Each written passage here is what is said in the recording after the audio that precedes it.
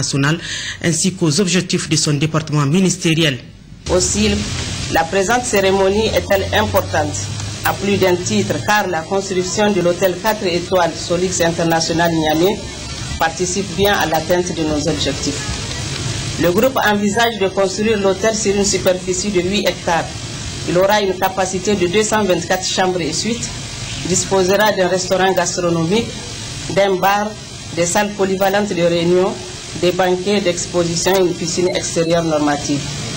L'hôtel comprendra également un centre commercial, un centre d'affaires, une agence de voyage, des terrains de basket, de tennis, des installations de conditionnement physique et d'autres installations récréatives. Le montant de l'investissement pour la réalisation de cette œuvre est de 50 millions de dollars américains, soit 25 milliards de francs CFA. La réalisation de cette structure cadre parfaitement avec le programme Niamey-Niala et se situe dans la droite ligne des objectifs du programme de renaissance du président de la République qui prévoit la création de 50 000 emplois par an. En effet, une fois réalisé, l'investissement créera d'une part 295 emplois directs et permanents et permettra d'accroître significativement la capacité d'hébergement de la ville de Niamey d'autre part. Monsieur Wang Kang, président directeur général et vos collaborateurs, je voudrais vous adresser mes sincères remerciements pour cette initiative fort louable que vous avez eue de construire un hôtel d'une si grande capacité à Niamey. Le clou de la cérémonie est sans nul doute le coup d'envoi des travaux de la construction de cet important ouvrage par les deux parties, la partie nigérienne et chinoise. Cérémonie officielle de passation de services vendredi dernier entre les directeurs généraux sortants et entrants du centre régional Agrimet du Niamey. Elle a été présidée par le ministre de l'Agriculture en présence du secrétaire exécutif du SILS, compte rendu Diori Isaka et Askou Jibrilla. Sous l'impulsion du SILS, Comité permanent inter-État de lutte contre la sécheresse dans le Sahel, le centre agro-hydrométrique Agrimet joue un rôle important dans la gestion des crises alimentaires au Sahel. Les formations et informations dont il dispose sont d'une utilité majeure pour les 13 pays membres et particulièrement pour les pays sahéliens. Et c'est pourquoi l'administration de ce joyau suscite beaucoup d'intérêt. Pour revenir à la présente cérémonie, je relève, comme vous le savez, que le centre régional Agrimet a connu de 2007 à 2010 un problème de financement lié à l'arrivée à terme de la plupart des conventions de financement. Cette situation devait entraîner l'arrêt de la majeure partie des activités du centre, avec comme conséquence majeure le renvoi d'une bonne partie du personnel, en particulier les agents chargés de la formation. Fort heureusement, avec un nouveau style de management imprimé et impulsé par M. Mohamed Yahya Ould Mahmoud dans la gestion du centre régional Agrimet, le vide annoncé n'a pas eu lieu et une embellie est à date observée, traduisant un regain d'intérêt des partenaires techniques et financiers avec une relance des activités du centre, notamment dans le domaine de la formation. M.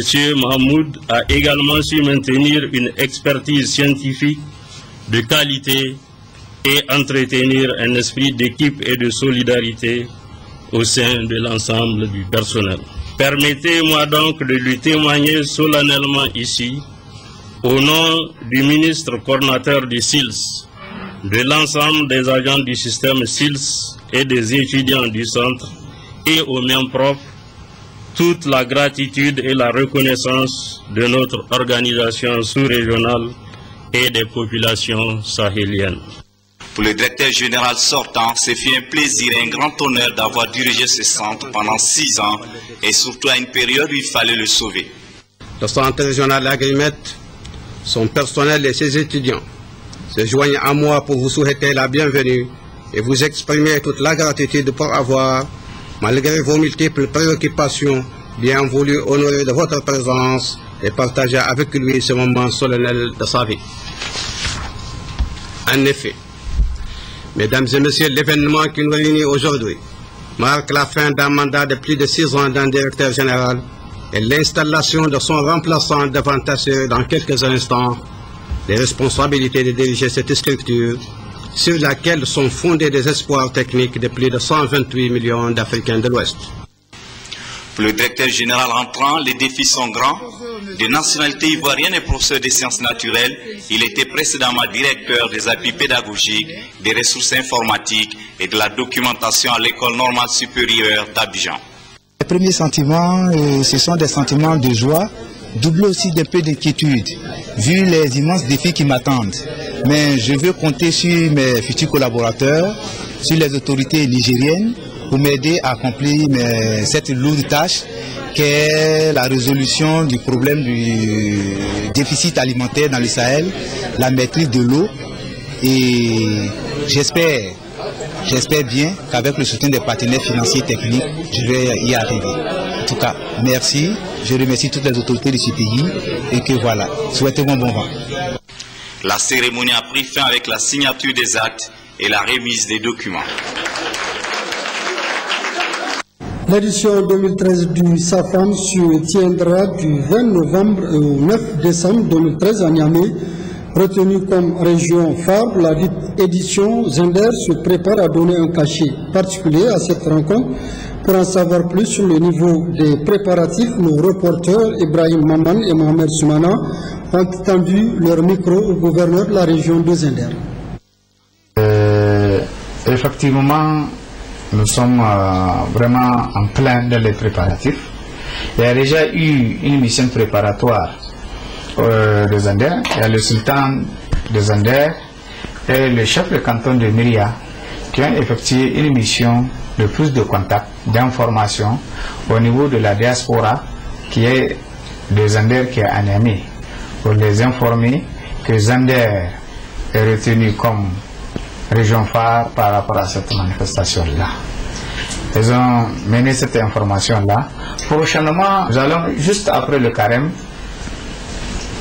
diligenter une mission à Niamey qui sera composée en principe du sultan, du chef de canton de Myria, du président du conseil régional, du maire de la ville de Zender, et qui sera conduite par le secrétaire général du gouvernorat pour aller rencontrer la diaspora encore une fois de plus, avec plus d'amples informations, parce que je disais tantôt que chaque commission a travaillé, commission communication, transport, exposition, bon, 4 ou 5 commissions, ils ont travaillé, donc chacune a fait son budget, a fait ses propositions. Nous envisageons aussi d'inviter nos voisins, en l'occurrence l'état de Jigawa, l'état de Katsina et l'état de Kano.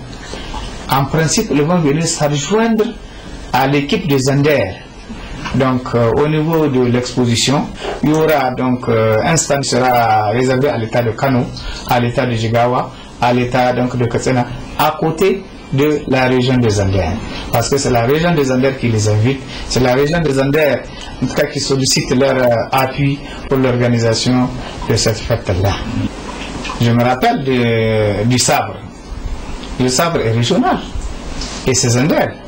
Cette manifestation, la position phare de Zender, elle est régionale. Et j'appelle les populations de s'impliquer davantage, chacun selon sa possibilité, chacun selon ses capacités d'intervention pour que la fête, prochainement, qu'elle sera belle.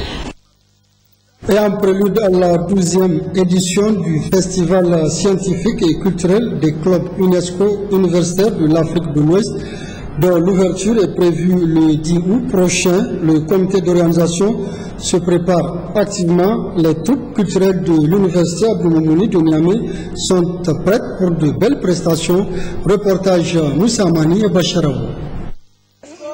Jeunesse, emploi et culture de la paix, cadre de l'Afrique de l'Ouest, c'est sous ce thème très pertinent que sera placée cette année la 12e édition du Festival scientifique et culturel des clubs UNESCO universitaires de l'Afrique de l'Ouest, FESCIAO.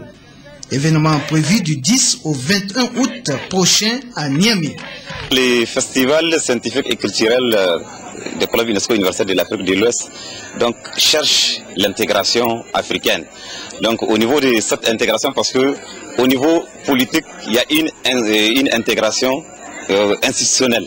Donc les clubs UNESCO donc, sont en train de chercher à travers en tout cas, la culture, donc l'intégration sous-régionale. Donc une façon d'apporter notre contribution donc, à cette intégration-là institutionnelle. Outre les ateliers et colloques qui seront animés par des experts en la matière, des excursions sur d'importants sites, mais également des activités sportives et culturelles sont au programme de cette rencontre. Pour assurer la réussite de cette manifestation sous-régionale, le comité d'organisation sollicite davantage les soutiens des partenaires et des autorités. Le Niger va accueillir 6 à 7 pays qui ont déjà confirmé et chaque pays va venir avec une délégation de 70 personnes, ce qui fera un total de 450 à 500 personnes. Nourrir ces gens, les héberger et les transporter ne sera pas tâche facile. Raison pour laquelle nous voulons que les partenaires puissent se manifester davantage pour que le FESCIAO Niamey 2013 soit une réussite. Je profite aussi pour appeler les autorités administratives. Nous sommes partis prendre cette édition au nom du Niger. Aujourd'hui, c'est l'heure de la vérité. Dans une semaine, nous allons commencer à accueillir les délégations. Et actuellement, je vous informe que le budget n'est pas encore bouclé.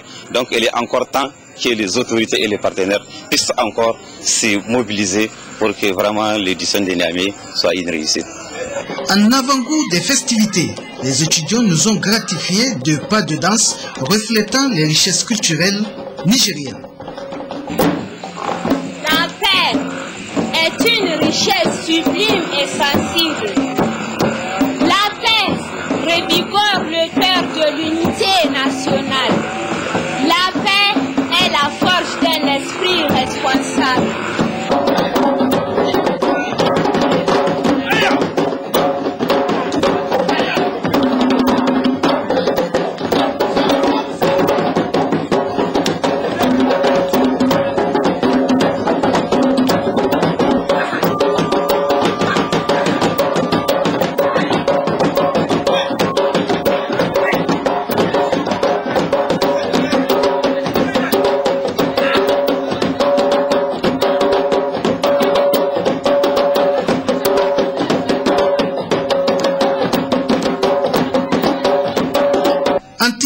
En danse traditionnelle comme moderne, c'est un spectacle de grande qualité que ces étudiants ont présenté pendant leur répétition malgré la fatigue du carême, et ceci à la grande satisfaction de leurs camarades venus nombreux les encourager.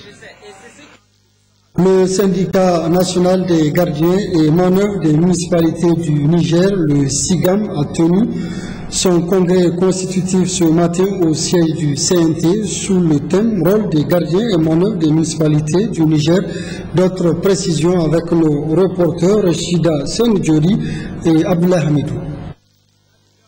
Créé afin de défendre les intérêts matériels et moraux de ses membres, le tout nouveau syndicat dénommé Syndicat national des gardiens et manœuvres des municipalités du Niger, SIGAM, a tenu ce matin son premier congrès constitutif.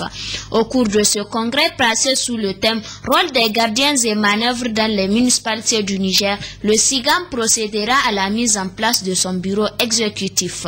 La Confédération nigérienne des travailleurs CNT, par la voix de son secrétaire général adjoint, a tenu à réaffirmer son engagement à accompagner cette jeune structure syndicale dans la défense de leurs droits. C'est de votre sérieux et de votre abnégation que dépend notre sécurité.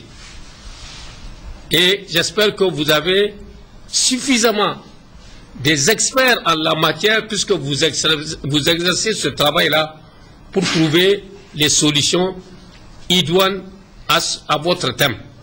À l'issue du congrès, plusieurs recommandations ont été formulées par les participants. Le congrès constitutif du syndicat national des gardiens et manœuvres des municipalités du Niger, SIGAM, décide de son affiliation à la Confédération nigérienne du travail CNT, donne mandat au nouveau bureau exécutif national de mettre tout en œuvre pour régler les différents cas de violations des droits du travail qui sont victimes les gardiens et manœuvres des municipalités du Niger. Après ces assises, un bureau exécutif de 17 membres a été mis en place. C'est la fin de cette session d'information dominicale. Merci d'avoir suivi. Excellente soirée et bon début de semaine à tous.